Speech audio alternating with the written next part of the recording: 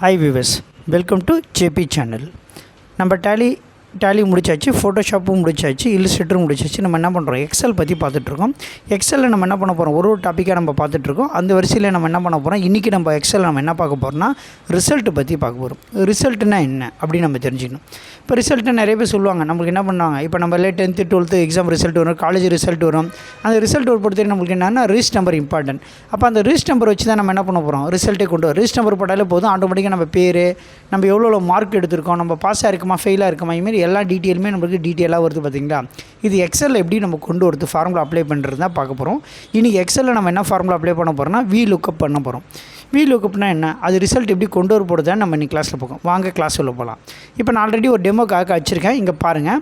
For எக்ஸாம்பிளுக்கு என்ன பண்ணுறேன், ஒரு 12 பேரோட ரிசல்ட் வச்சுருக்கேன். இப்போ நான் 12 பேர் ரிசல்ட்டில் ஏதோ ஒரு நம்பர் கொடுக்க போகிறேன் அப்படின்னா, இப்போ நான் ஒரு எக்ஸாம்பிளுக்கு இந்த இடம் பாருங்கள், 34 56 19ன்னு கொடுக்குறேன். கொடுத்து என்ட்ரு அடித்தா பாருங்கள், ஆட்டோமேட்டிக்காக என்ன இருக்குது, அவர் பேர் என்ன வந்துச்சு, எவ்வளோ தமிழில், இங்கிலீஷில், மேக்ஸில் எவ்வளோ மார்க் எடுத்துருக்கா, டோட்டல் மார்க் எவ்வளோ வந்திருக்கான்னு டீட்டெயிலாக வந்துடும் நம்மளுக்கு. இது போல் எப்படி பண்ணுறன்றது தான் நம்ம என்ன பண்ண போகிறோம், இன்னைக்கு கிளாஸில் பார்க்குறோம். வாங்க கிளாஸ் உள்ள போகலாம். ஸோ ஃபஸ்ட்டு எடுத்து நான் என்ன பண்ணியிருக்கேன், ரெடி பண்ணி வச்சுருக்கேன். என்ன பண்ணியிருக்கேன், ரிசல்ட்டுன்னு கொடுத்துருக்கேன். இந்த ரிசல்ட்டு நான் என்ன பண்ணியிருக்கேன், ரெடி பண்ணி ஆல்ரெடி வச்சுருக்கேன். இதில் என்ன பண்ணியிருக்கேன், ரிஜிஸ்ட் நம்பர் கொடுத்துருக்கேன், நேம் கொடுத்துருக்கேன், Tamil, English, maths, science, social science total கொடுத்துருக்கேன். ஒரு எக்ஸாம்பிளுக்காக 10th ரிசல்ட் வச்சு கொடுக்குறேன். நீங்கள் 12th வந்தால் நீங்கள் என்ன பண்ணுங்கன்னா, பயாலஜி, மேக்ஸு, அதே போல் பாட்னி, ஜுவாலஜி இதெல்லாம் ஆட் பண்ணிக்க வேண்டியது தான். காலேஜ் வந்து அதுக்கேற்ற போல் நம்ம ஆட் பண்ணிக்க முடியும். ஓகேங்களா, ஆட் பண்ணிவிட்டு இப்போ நான் இங்கே என்ன கொடுத்துருக்கணும், மார்க்லாம் கொடுத்துருக்கேன் பார்த்தீங்களா, இந்த மார்க் ஏற்ற போல் நான் என்ன பண்ணுறேன், இந்த சைடில் ரெடி பண்ணுறேன்.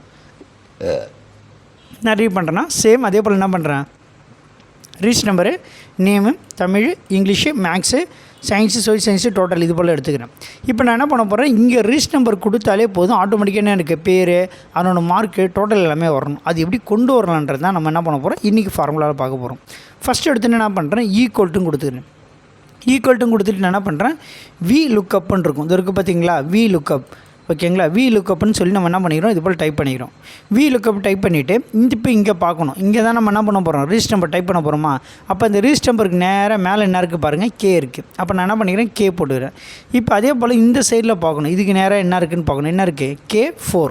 அப்போ K4 கொடுத்து ஆட்டோமேட்டிக்காக நம்மளுக்கு என்ன ஆகிடும்னா, இந்த பாக்ஸ் நம்மளுக்கு செலக்ட் ஆகிடும். செலக்ட் ஆகிடனே கம்மா கொடுத்துங்க. கம்மா கொடுத்துட்டு பிறகு இந்த ஃபுல் பாக்ஸ் இருக்குல்ல, இந்த ரிஜிஸ்ட் நம்பர்லேருந்து இங்கே லாஸ்ட்டு மார்க் என்ன இருக்குது, 439 மார்க் வரையும் ஃபுல்லுமே நான் செலக்ட் பண்ணணும், இந்த பாக்ஸு ஃபுல்லுமே. அப்போ நான் என்ன பண்ணேன், இங்கே மேலே என்ன இருக்குது A, இந்த சைடில் என்ன இருக்குது 3. அப்போ என்ன பண்ண போகிறேன், A3 ஷிஃப்ட்டு பிடிச்சி என்ன பண்ணுறேன், 2 செமிகோலன் டாட் வைக்கிறேன். அதே போல் லாஸ்ட் வேல்யூ மார்க் என்ன இருக்குது, இங்கே இருக்குது, அதுக்கு நேரம் என்ன இருக்குது H, இந்த சைடில் என்ன இருக்குது 12.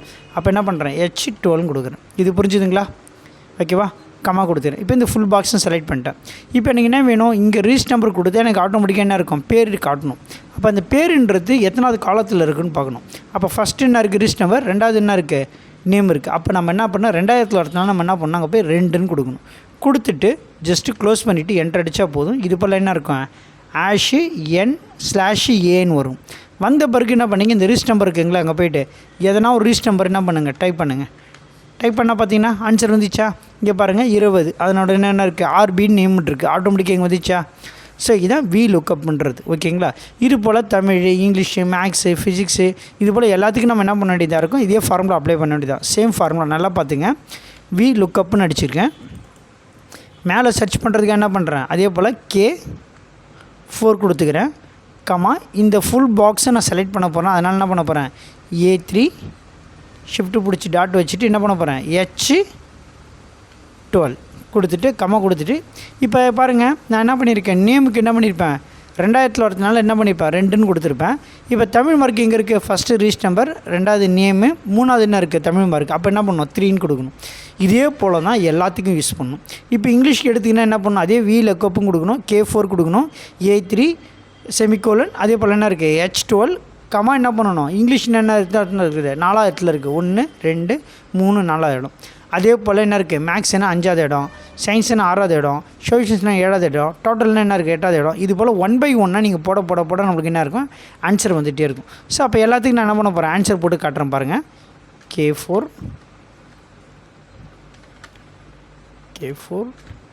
A3 H12, 4.